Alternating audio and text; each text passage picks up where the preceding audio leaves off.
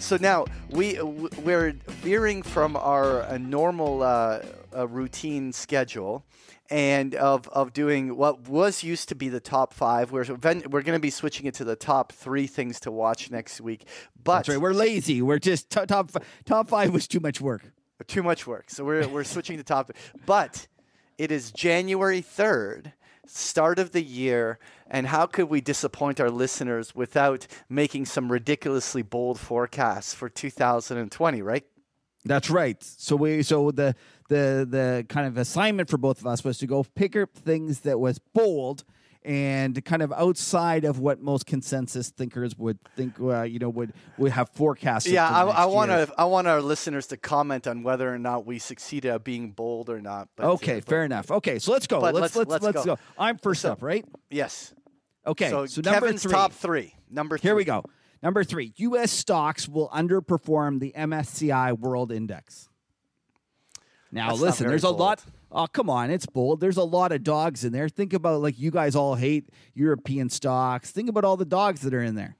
Yeah, the S&P's had a really amazing run, though, dude. Okay, so maybe it's okay. Anyway, but okay, it's all right. Well, listen, it's number 3 for a reason. It's number 3 for a reason. So okay, so number 2. Okay, we get in a monthly inflation tick with a 4% handle. That is bold. Yeah, that's. I'm a seller on that. I know. Okay. No, you know what though? Let me take that back. Here's my opinion. I think that if there was truly a some sort of Middle Eastern confrontation and oil was like heading to $100, then yes, you'd be right that we'd have a tick up there. Like there's a point where that kind of a move in commodities would have some sort of an effect, but. Without some sort of a geopolitical event like that, I'm a seller on your idea. Okay, well, that's what makes a market. Number 1. Number 1. The loonie goes from the best performing currency in 2019 to the worst performing currency in 2020. All right, well, I'll agree with that. I'm not gonna. I don't know about the worst performing that, but out of the G8, I'm not gonna push back. Out of Come all on, of but these, you're always shitting. You're always shitting over the euro and stuff like that. Yeah. So basically, you're telling me that you think that the euro is going to do better than the loonie? No, I'm not going to push back on number 1. I'm a seller on number 2. Okay, that's your one that you're going to fade. Fair enough. Yeah, I'm fading your inflation call there. That's okay. What we're going. All right. Let's see what do you got? What did you come up with? All right. So my number 3 is that this year will start off with this reflation impulse dominating, obviously, and you having this little fantasy that inflation is going to uptick. And that it's going to die a horrible death, and deflation and low interest rates will be back by the elections for sure, and so it's going to be an early start to it this year, which it could definitely last past the first quarter, but it's going to die a horrible death in reverse. See, your number 3 is mopey as well, bud. Is it? Yeah, that's Why? not really bold. Why not? All you deflationists think that constantly. Oh, okay. So okay, fine. Yeah. Call my bullshit. That's fine. All okay. Right. So number 2, I think that this gold breakout is for real, and then we're heading up to the 2011 highs. I don't know whether I'm going to be bold enough to say it makes all-time new highs, but I think that there's going to be a really good run in gold. So I think that's a good call. A good call in that it's bold, and but it's Patrick, contradictory to number 3.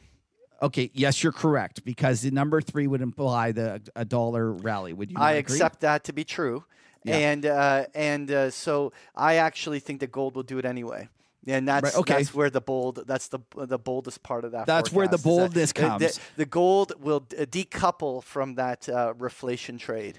But Patrick, you were there, and you could have been truly bold, and you could have said something like that really stood out. You could have said, gold will make new highs. And that would have been, what is this bullshit enough. test 2011 highs? What kind of BS is that? Like, you just own it, buddy. It's soft. You should have owned it. Okay. I'll tell you what. I'm gonna own this. I'm gonna take number 2, but I'm gonna say it's gonna make new highs. Okay. Screw you. A burger bet? Burger bet? No, come on. It's like so far away. Anyways, number one, drum roll, please. Number one. I think that the S&P 500, the highs of the year come in quarter one, or at least the highs before the election. And then going into the presidential elections, the market does not beat the highs it puts in Q1.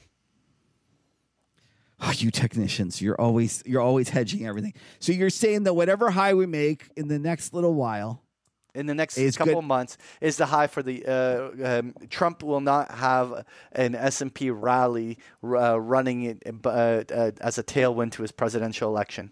I think the market's going to be struggling into the elections.